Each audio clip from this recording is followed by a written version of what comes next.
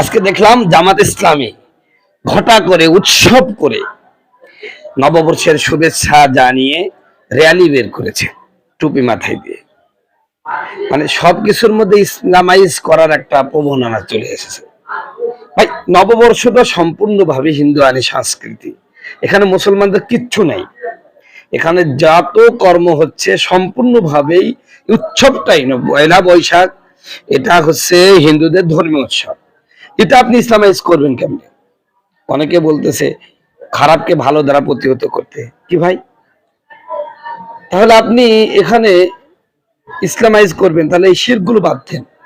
সেখানে বিভিন্ন জিনিসের পূজা হচ্ছে এবং এই দিনটাই মূলত হিন্দুদের ধর্মীয় উৎসব, আর আপনি সেইটাকে স্বাগত জানিয়ে নববর্ষের শুভেচ্ছা জানাচ্ছেন। তার মানে আপনি এই নববর্ষকে আপনি সমর্থন করছেন। তো আপনি মুসলমান হয়ে এগুলোকে কিভাবে সমর্থন করেন? রসুল বলছেন, মান তাশাব্বাহা বিকওমিন ফাহুয়া মিনহুম, যে যার সাথে সম্পর্ক করবে সে তারই অন্তর্ভুক্ত। তো এটা হচ্ছে হিন্দুদের ধর্মীয় উৎসব, আপনি সেটা নববর্ষে সেই র্যালি বের করতেছেন, আপনি সেখানে আনন্দ করতেছেন। আজকে আনন্দের দিন কি মুসলমানের আনন্দের দিন? এটা তো হিন্দুদের আনন্দের দিন। আপনি কিভাবে করেন? আপনি যতই কায়দা কানুন করেন, আপনি গণতন্ত্রের ইমাম, গণতন্ত্রের হুজুর, আপনার জন্য জায়েজ হতে পারে, কিন্তু মুসলমানের জন্য এটা জায়েজ নাই। নববর্ষ পয়লা বৈশাখকে উপলক্ষ করে যা করা হচ্ছে এটা সম্পূর্ণ হারাম, হারাম, হারাম। এটা কোনো সন্দেহ নাই।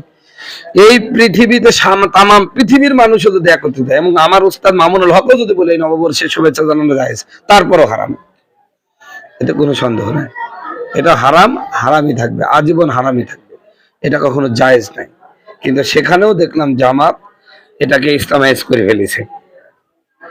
মানে গণতন্ত্র ইসলামাইজ হচ্ছে, মানে যখন যেটা মন চাচ্ছে সেটাকে ইসলামাইজ করে জায়েজ করার একটা পায়তারা করা হচ্ছে। কিন্তু না, আপনি পয়লা বৈশাখকে উপলক্ষ করে যে নারীদের অবাধ মিলামেশা, তারপর বাঙালি সংস্কৃতি, বাঙালি বলি কোনো সংস্কৃতি, আমি তো আগে বাঙালি না, আমি আগে মুসলিম। আমি সর্বপ্রথম মুসলিম, এরপরে বাঙালি। আমি হলো মুসলিম বাঙালি, বাঙালি মুসলিম না, আগে মুসলিম তারপরে বাঙালি। এটাই কারণ পৃথিবীর সব মুসলমানদের একটা সংস্কৃতি, সেটা হলো নবী মুহাম্মদ সাল্লাল্লাহু আলাইহি ওয়াসাল্লামের সংস্কৃতি। নবী মুহাম্মদ সাল্লাল্লাহু আলাইহি ওয়াসাল্লামের সংস্কৃতিতে এই পহেলা বৈশাখ নাই। অতএব এটা পালন করা, এটাকে স্বাগত জানা, এটার সাথে একত্রতা প্রকাশ করার প্রশ্নই ওঠে না। অতএব এটাকে ইসলামিজ করার কোন জায়গা আছে, দরকারই নেই। এটা নিছক হিন্দুরা পালন করবে। আপনি মুসলিম হয়ে কিভাবে যান? একজন মুসলমান কখনো এগুলো পালন করতে পারে না। শোনো মুসলমান, খুশির জায়গান, দুর্গা এলাকাবাসী বড়ই ভাগ্যবান, মাদ্রাসা দারুল উলুম তাদের অবদান। একসাথে শোনো মুসলমান, শোনো মুসলমান, খুশির জায়গান, শোনো মুসলমান, খুশির জায়গান, মাদ্রাসা দারুল উলুম তাদের অবদান, দুর্গা এলাকাবাসী বড়ই ভাগ্যবান।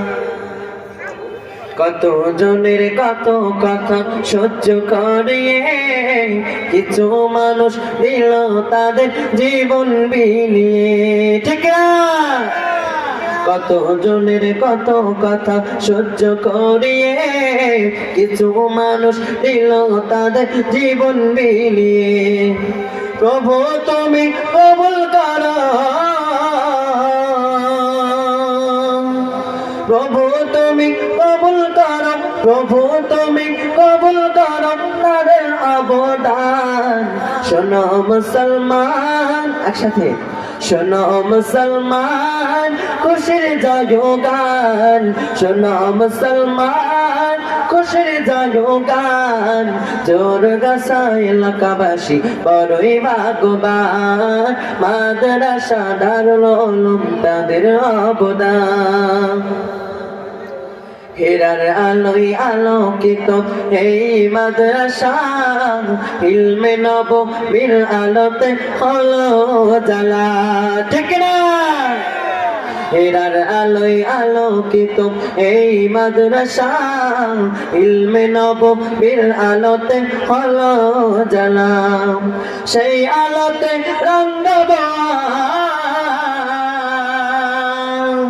সেই আলোতে রঙ্গবাজ সেই আলোতে রঙ্গবাজ আমার জীবন শোনো মুসলমান খুশির জয়গান শোনো মুসলমান খুশির জয়গান জোরগাছা এলাকাবাসী বড়ই ভাগ্যবান মাদ্রাসা দারুল উলুম তাদের অবদান এই যুগেরই মহাকবি আব্দুল্লাহ ভাই দিনের পথে অবিরত সারা জানুম ভাই ঠিক না এই যুগেরই মহাকবি আব্দুল্লাহ ভাই দিনের পথে অবিরত সারা জানুম ভাই তিনি মোদের পথের দিশা তিনি মোদের পথের দিশা তিনি মোদের পথের দিশা তিনি যে রাহবার শোনো মুসলমান খুশির জয়গান শোনো মুসলমান খুশির জয়গান জোরগাছা এলাকাবাসী বড়ই ভাগ্যবান মাদ্রাসা দারুল উলুম তাদের অবদান শেষবারের মতো একসাথে আপনাদের সকলকে নিয়ে গেতে চাই গাইতে পারবেন তো ইনশাআল্লাহ শোনো মুসলমান শোনো মুসলমান খুশির জয়গান শোনো মুসলমান খুশির জয়গান তো হাত তুলে হাত নাড়ায় একসাথে গজল গাই শোনো মুসলমান খুশির জয়গান শোনো মুসলমান খুশির জয়গান জোরগাছা এলাকাবাসী বড়ই ভাগ্যবান মাদ্রাসা দারুল উলুম তাদের অবদান শোনো মুসলমান খুশির জয়গান জোরগাছা এলাকাবাসী বড়ই ভাগ্যবান।